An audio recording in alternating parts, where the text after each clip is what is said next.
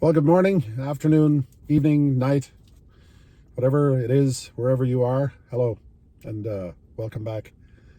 I I'm fascinated by YouTube, and I'm fascinated by social media right now. You know, social media gets a bad rap because we have been, a lot of people are trying to convince us that it's really bad for society, and it is. I remember when the first real big deal was MySpace. Who remembers MySpace? Remember that? And people had their little MySpace page. I had a MySpace page, and then Facebook came along, and I actually started watching. I started focusing on Facebook back when it first started because I had a business. Of course, I still have businesses, but I had a business, and I was using it. I was utilizing it as a marketing tool, and it was great. Like, people would come on there, and I would tell them, "Hey, we used to have Facebook meetup events. Remember when meetup was a big deal on Facebook?" So I would have these events at the bar and the restaurant, and people would show up, and then it evolved from there. And then people started, talking about politics, and then people started to get really personal, and then somebody would try to change their life. Like, let's say, for instance, I'm in the bar business, right? So somebody would quit drinking, let's say, and then people would start attacking them. "Oh, what's wrong with you? What are you, a loser? You're going to be miserable sitting at home doing nothing." And then, of course, politics came in, and then that was the beginning of the end, personally, for me, of Facebook. And I witnessed really, really good friends just attacking each other, and friendships were broken, and it was really sad. And then people were blocking each other, and there was all this crazy stuff going on. And frankly, everybody got sick of it. And I know if you're watching this video, you were sick of it too, and you're probably still sick of it. And for my personal experience, I often said stupid things on Facebook. I tried to mend the bridges I burned, but and it was never anything bad. But I would try to explain to people, like, maybe a political thing that I believed I was right. Of course, I'm always right, right? And you're always right. But anyway, it went sideways. All of it went sideways. So I'm still on Facebook. I don't have this particular channel or thing on there, but it's more just family and friends. And I actually shut it down for a while. I shut down Facebook for a while.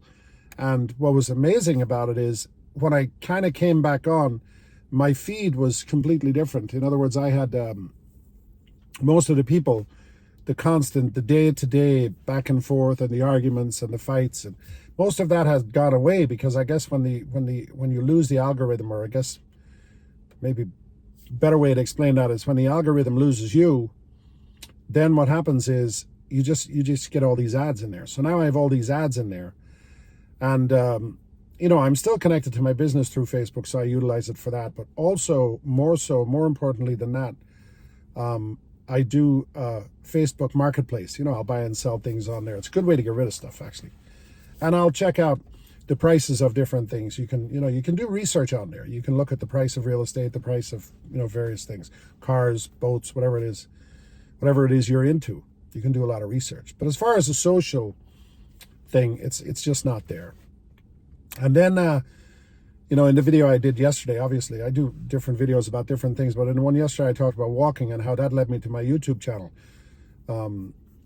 But then I also am a big fan of Twitter, X, formerly known as Twitter. And one of the reasons I love X is I have a whole different community on there, even than I have here. I mean, some people understand what I'm doing here, but most of the people on X, I'm there for a different reason. If you've watched any of my videos here, I'm a huge fan of of Tesla, Starlink, pretty much anything Elon Musk does, I'm a big fan of, because he's a genius. Like him or not, he's a genius. And although I'm not particularly into politics, I'm really a middle of the road person when it comes to politics. But I do like X because of the fact that there's actual freedom of speech on there. You can voice your opinion, and people will come back and attack you. But it's different. It's different than Facebook used to be. There seems to be more of an intellect to it. But anyway, that's another good thing about it. But somebody said to me this morning when I was at coffee, I have a friend who's older than me, if you can believe that. There are actually people older than me, but we were having a conversation, and he's still in that mode where he's like, well, nobody talks to each other anymore. There's a lot of loneliness. And I said, honestly, I don't feel lonely. In fact, when I quit drinking, I felt lonely for a while, but when I started embracing all these online platforms and the way we socialize on here, I'm not lonely. In fact, I have friends now, basically all over the world. And our conversations are different than the conversations I was having with anybody 5 years ago, or 6 years ago, or 10 years ago. And I find I'm learning more. I find I'm certainly learning more from young people, as you well know. I'm a big fan of listening to the next generation. And I do believe if you're not listening to the next generation, you're going to get left behind. Be very careful with that. So as far as connection goes, we're more connected now than we ever were. So anybody right now who's feeling lonely, there's no need for you to feel lonely. And even, people are developing relationships, as in regular relationships online, with people of the opposite sex or like-minded people or people who are the same sex that are having relationships. It doesn't matter who you are. Everybody's entitled to be loved, right? And to love. So there's really no excuse now for you to be lonely. For you to say you're lonely now, there's no excuse. So X is a great place to communicate and socialize. And I actually like TikTok. I have a TikTok channel, and I don't do a lot with it, but I'll take a silly video, and then the thing I like about TikTok is when I go on there, I can post a video and I can post whatever song I choose on it, and it's more of a funny thing because they're quick little videos, and again, I have friends mostly in America, but in every state there's somebody there I follow because there's one woman, for instance, she's in Montana, and she posts videos of just driving around Montana, and she'll add songs to it. And I love that stuff. Like I love America, obviously, but it's great to be able to go on there and see videos from different parts of the world and different parts of the country, and people doing silly things, silly things with their animals and posting silly videos. And I find TikTok to be more amusing than anything else. And the other nice thing about TikTok is, and X, is the algorithm. And if you want to focus in a specific area, you can do that. You click on one style of video a few times on TikTok or on X, all of a sudden that stuff will start feeding into you. And so that's TikTok. Now I need to go back to X for a minute. I subscribe to quite a few people on X. They have a subscription where you can pay like $2 a month, or some are $5 a month, but I'm an investor, right? And I see X as almost like as an investment tool, because I'm doing my research on there, and it's cheaper than a subscription to, let's say, a newspaper or some online, New York Times or Wall Street Journal or whatever. I do find I'm getting better information on there. We've been convinced for years that these so-called media outlets are all really smart people. Not necessarily. There are some regular people on X and regular people on YouTube and even Facebook who are much smarter than the people who are supposedly in charge of our media. That's the thing we love about X, is we all say on X, I am the media now. And I am the media. So I can develop my own story and my own narrative on what I believe is going on in a specific area or on a specific subject. And I can now put that out there. And my voice is as important as anybody else's voice. And I think that's very, very important. So I actually refer to X as like a college. I feel like it's free college because I get an education. And if you follow me on X, you'll notice that many days at the end of, not every day, but at the end of the day, I'll typically say, hey, another great day in college, in the university. I'll say in the University of X, I had a great time today. Thank you for teaching me everything. Good night, or whatever it is, right? And I find that to be true. Like, I find it's very educational. In fact, I did a poll. I put a poll up there today, and the poll, it had, with one statement, it said, is online college the future? And it was a agree or disagree, yes or no questions, and 100%. And I just started the poll, but 100% of the answers were agreed. Now, I know that the people I'm connected to on X, are young people, and they know what's coming, and you need to be listening to them. But anyway, X is a great community, of course, and you can develop all kinds of friendships and all kinds of relationships on there. And of course now, here we are. You're watching me on YouTube. And we all know the story why I started YouTube, because I started walking and I wanted to be more creative. And, the reason I'm doing this video today is reaching out to anybody who is lonely and who is, maybe you've quit drinking, or maybe you've changed your social scene, or maybe you've moved away and you don't have the same people around you as you had before. First of all, you're on YouTube and you're watching this channel, and I'm sure you're watching other channels, and I'm sure you're listening for different things. I watch a wide variety of subjects on YouTube. I'm not just stuck in one genre or stuck in one political spectrum or stuck in one sport or whatever it is, one country even. I like to see things from different places all around the world and get different perspectives, because that's how I grow and that's how I learn. But so it's great to be on YouTube, period. But I want you to know today that probably the best thing you can do is start your own YouTube channel. And don't be afraid of it. Everybody's afraid of it. Nobody wants to put their face on camera. I didn't for a long time either. But start the YouTube channel. It will help you tremendously. And you won't get any viewers. I don't even have a lot of viewers now. I don't have a lot of subscribers. But that's not why I'm doing this. In some ways, I'm just talking to myself right now. I'm talking into this camera, and I'm telling the camera the things I feel and the things I believe and the things I want for my life and the changes I want to have in my life and the things I want to learn about and the ways I want to progress and the dreams I have and the goals I have. And I don't really care if anybody listens to it or if anybody sees it. But magically enough, they are seeing it. And then occasionally I'll get a comment, and it might be somebody agreeing with me or disagreeing with me. It doesn't matter. I still enjoy every comment.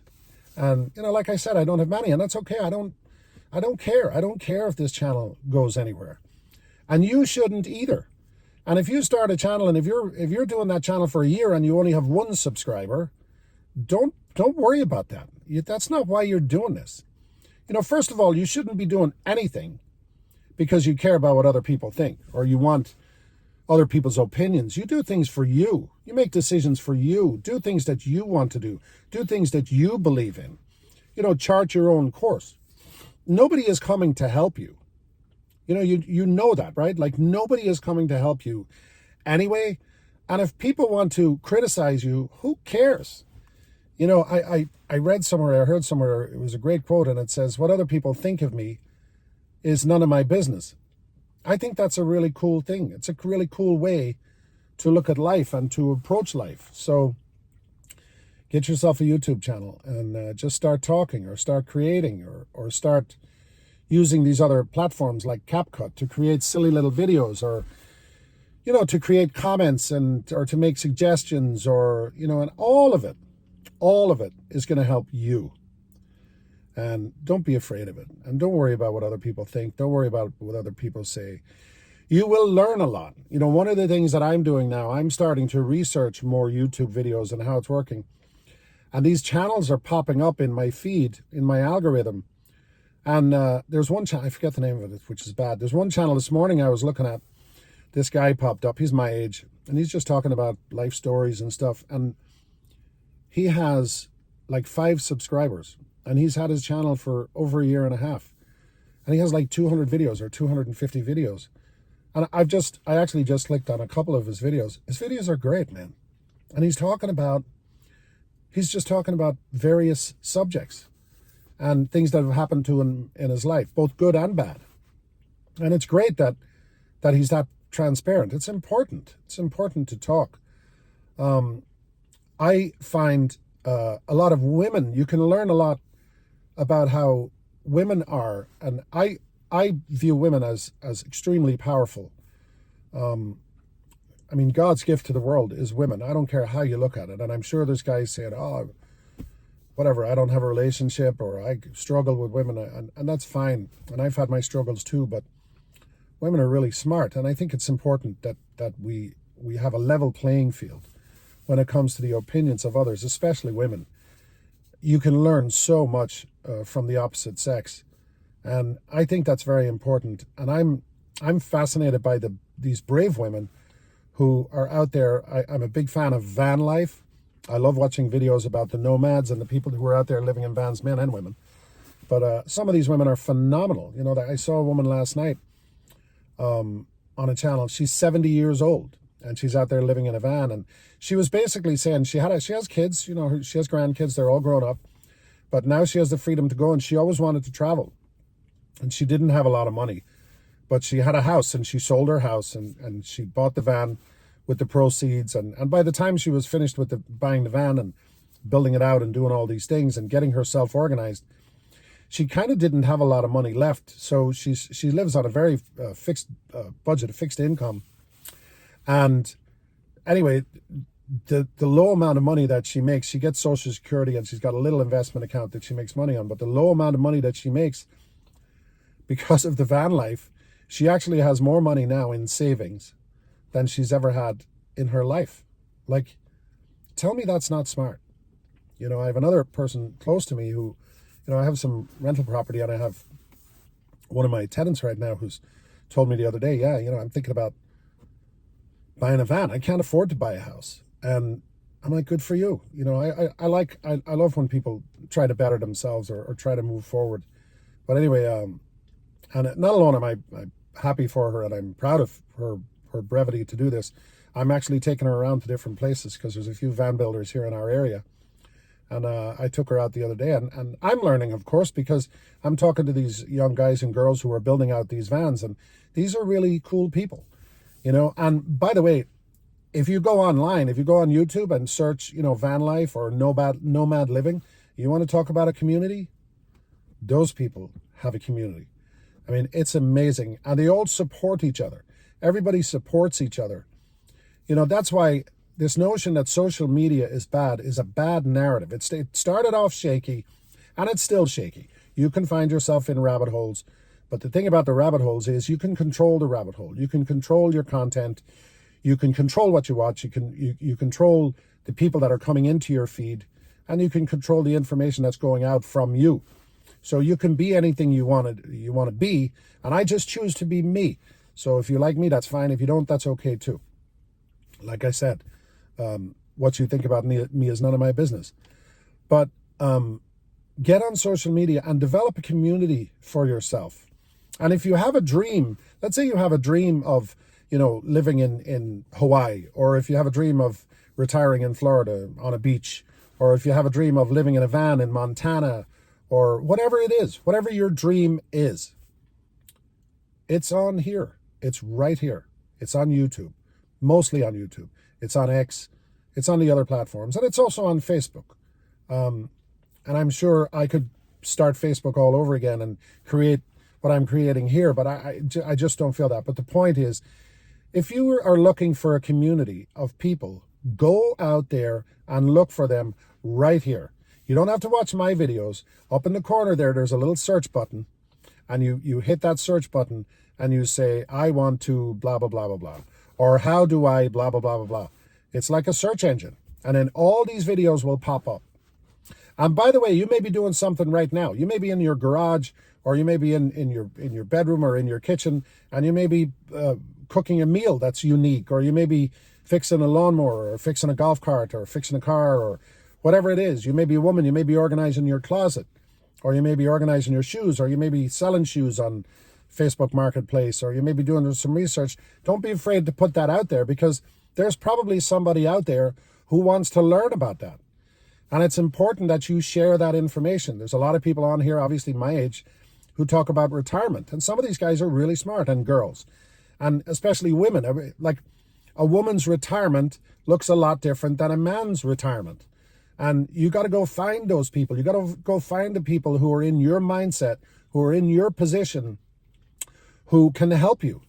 And then maybe you can help them. That's what a community is.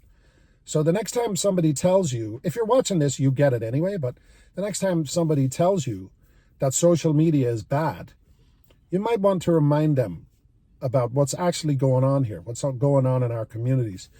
You know, when I quit drinking, the one thing I found is I started clicking on, and I never had a drink problem, or I was never, you know, an alcoholic. I never needed AA, but when I started researching online, I found there's so many cool platforms out here and communities that are helping people deal with not so much the quitting alcohol. It's actually pretty easy to quit drinking unless you're really deeply addicted. The hard part of quitting is the social aspect. It's what you lose. And that's the reason why Alcoholics Anonymous has been around for years, because there was nowhere else for people to go. And quite frankly, not to knock Alcoholics Anonymous. If that works for you, good for you. But there's also a side of Alcoholics Anonymous that's not that great either. And I watched, there's one guy on there, Kevin O'Hara. He happens to also be an Irish guy who quit drinking years ago. And he really highlights the fact that, if when you quit drinking, there's this narrative at Alcoholics Anonymous is that, well, I'm an alcoholic. And his point is, well, I'm not an alcoholic anymore. I quit drinking, 10 years ago, 15 years ago, 20 years ago. Why am I still an alcoholic? I'm not an alcoholic. I have no intention of drinking. And he said, you kind of need to move past that.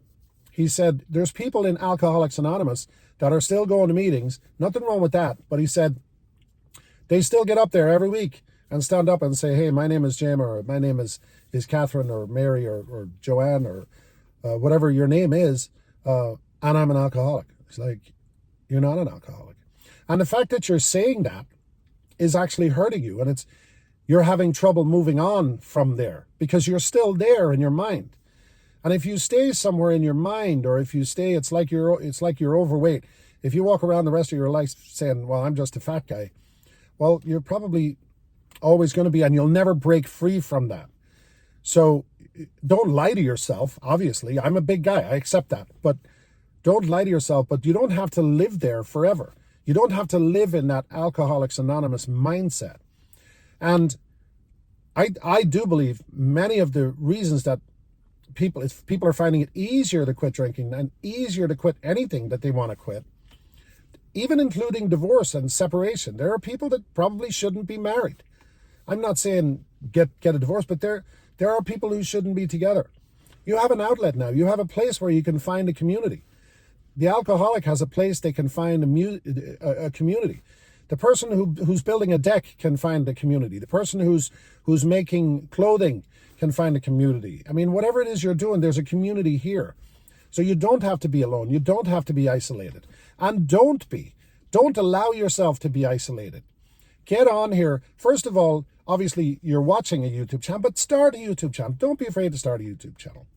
Anyway, I'm going around in circles. But thanks for watching.